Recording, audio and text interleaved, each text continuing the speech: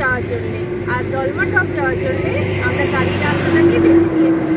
চলুন আপনারা আমার সাথে দেখবেন দলমা টপে কী কী আছে। আপনাদের ভিডিওটি দেখলে খুব ভালো লাগবে, আর ভালো লাগলে অবশ্যই সাবস্ক্রাইব, শেয়ার আর একটা লাইক করে দেবেন। এখন আমরা যাচ্ছি দলমা অভয়ারণ্যে প্রবেশ করার মুখ্য প্রবেশদ্বারের দিকে, যেখান থেকে আমাদের টিকিট করে নিতে হবে।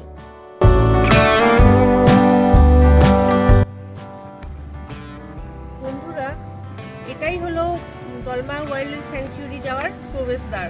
আপনারা এখানে টিকিট, পাশে টিকিট কাটার কাউন্টার আছে, আপনারা ওখানে টিকিট কেটে ভেতরে যেতে পারেন। বন্ধুরা, এটাই টিকিট কাউন্টার, এখানে আপনারা টিকিট কেটে এই প্রবেশদ্বার দিয়ে আগে এগিয়ে যেতে পারবেন।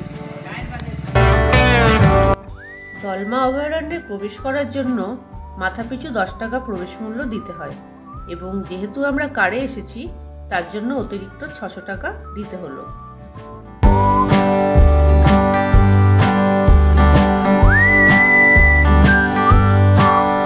গভীর অরণ্যের মধ্যে দিয়ে আঁকাবাঁকা রাস্তা আমাদের নিয়ে চলেছে দলমা টপের উদ্দেশ্যে। এখানে বলে রাখা ভালো যে এই পথ যাতায়াতের জন্য খুব একটা ভালো নয়, যদিও বা কিছু কিছু জায়গা কংক্রিটের রাস্তা আমরা দেখতে পেলাম, আর বাকিটা পুরোই মাটির।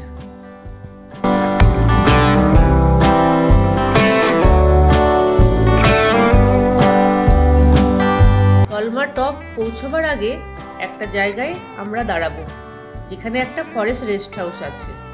তাহলে চলো ফরেস্ট রেস্ট হাউসের কাছাকাছি অঞ্চলগুলো তোমাদের দেখাই।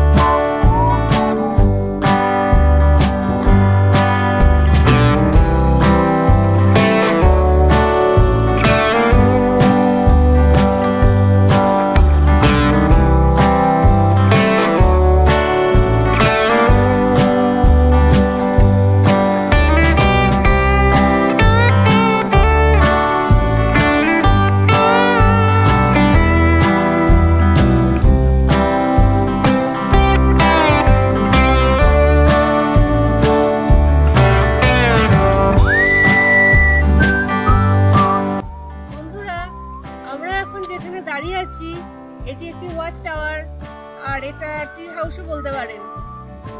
দলমা ওয়াইল্ড লাইফ স্যাংচুয়ারির কোর এরিয়ার মধ্যে একটি গেস্ট হাউস আছে, গভর্নমেন্ট গেস্ট হাউস। এটি পিন্ডারবেড়া গেস্ট হাউস নামেও পরিচিত। আর এখানে এই গেস্ট হাউসে আপনারা যদি আসতে চান তাহলে আপনারা বুকিং করে আসতে পারেন।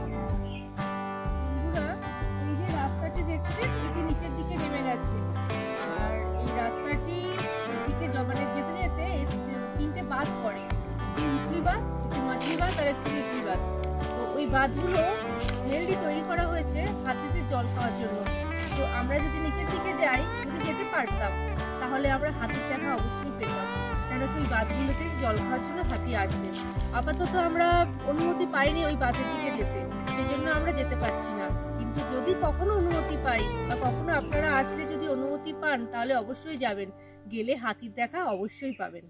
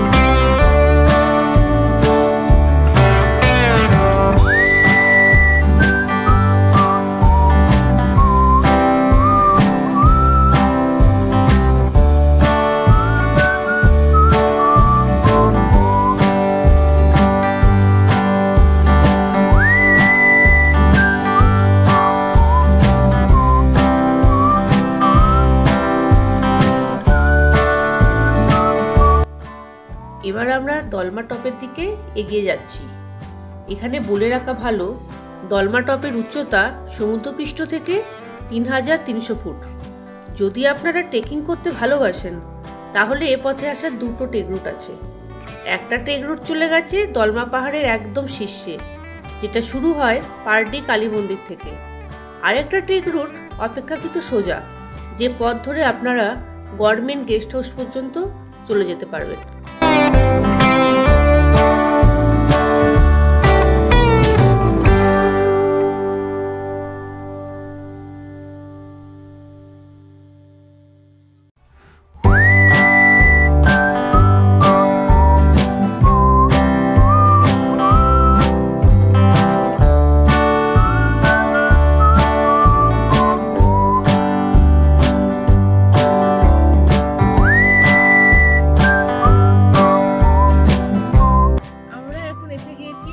দলমা টপে, হ্যাঁ আমরা গাড়িতেই এসেছি। শেষমেশ আমরা দলমা টপে এসে পৌঁছলাম। 1 ঘন্টা গাড়ি চালাতে হয়েছে। 1 ঘন্টা গাড়ি চালিয়ে দলমা টপে এসে পৌঁছেছি। বন্ধুরা, আমরা এখন এসে গেছি শিব মন্দিরের সামনে। এই ভেতরে গুহার ভেতরে শিব মন্দির আছে, তো আমাদেরকে এই সিঁড়ি দিয়ে উঠে আগে চলে যেতে হবে। ভেতরে গুহা আছে, সেখানে শিব ঠাকুর আছে।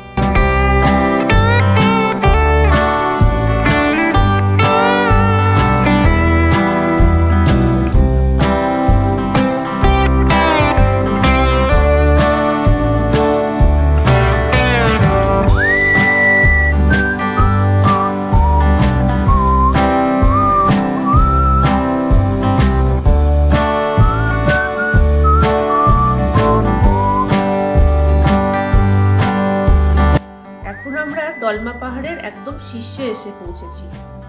দূরে জামশেদপুর শহরটাকে অস্পষ্টভাবে দেখা যাচ্ছে। বন্ধুরা, ভিডিওটি নিশ্চয়ই আপনাদের ভালো লেগে থাকবে। আর যদি ভালো লাগে তাহলে অবশ্যই লাইক, শেয়ার আর সাবস্ক্রাইব করে দেবেন।